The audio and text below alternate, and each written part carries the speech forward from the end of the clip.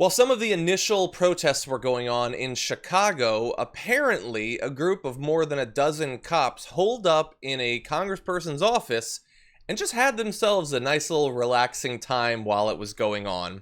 Let's take a look at this. This is footage taken in Representative Bobby Rush's office. There you can see just a bunch of cops lounging around. They're on their phones. Maybe they're tweeting about the protests that are going on literally outside that building. You can see this guy, oh my God, both very tired and very new to how couches work. This is like how my dog lays on pillows. Like, only part of his body will be on the pillow. He doesn't seem to get it.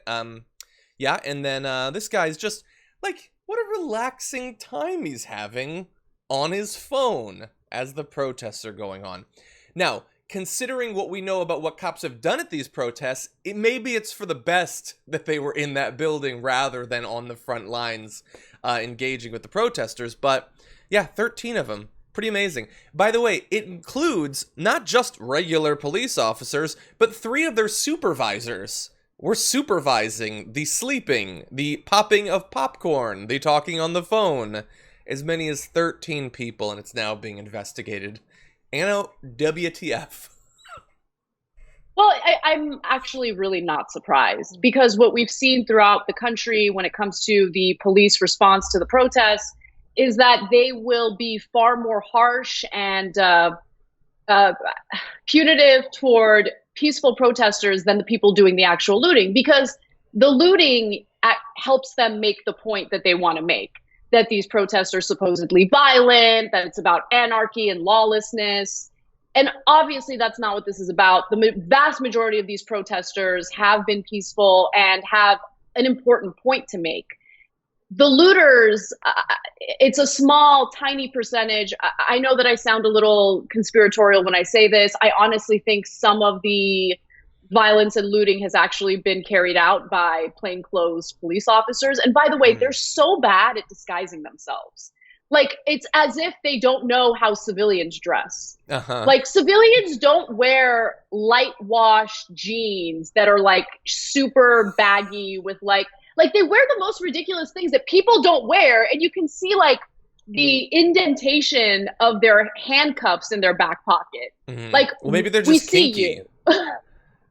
Yeah, real kinky. You could see the outline of their like bulletproof vest. Like, it's so obvious that they're undercover cops. But look, my point is, this is a symptom of a larger problem that we've seen in policing throughout the country, because some people are asking, well, isn't it a bad idea to defund police? Don't we need the police to keep us safe?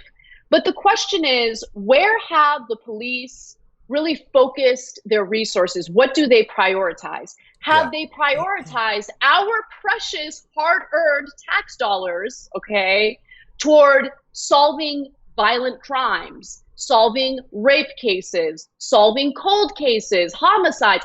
Is that what they're focusing on? Yeah. Actually, no. The majority of the resources are focusing on collecting regressive taxes through ridiculous citations, right? Traffic stops. That's where the majority of the money goes. And those traffic stops oftentimes end up deadly for minorities. Yeah. So I don't think that we need to fund that type of behavior. I think that what we need to do is hold the police accountable, make sure that they're using the resources that they have toward actual violent crimes in order to keep us safe.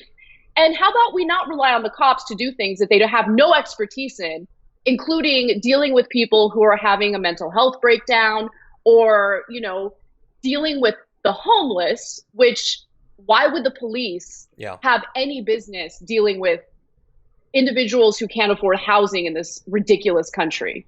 No, we need to actually, take that money and transition it toward programs that help people afford housing. That's where the money should go. 100%. Okay, let's see what's going on in the super chats. Oh, and by the way, sort of what you were talking about the police there. AOC had a great post on her Instagram, I think, about, like people asking her, like, what will the cops look like after we defund them? And she's like, they're going to look like they look in the suburbs, really. They're going to do that sort of thing, and then there's going to be social services for everything else. We already have this model. We just don't have it in a lot of parts of the country.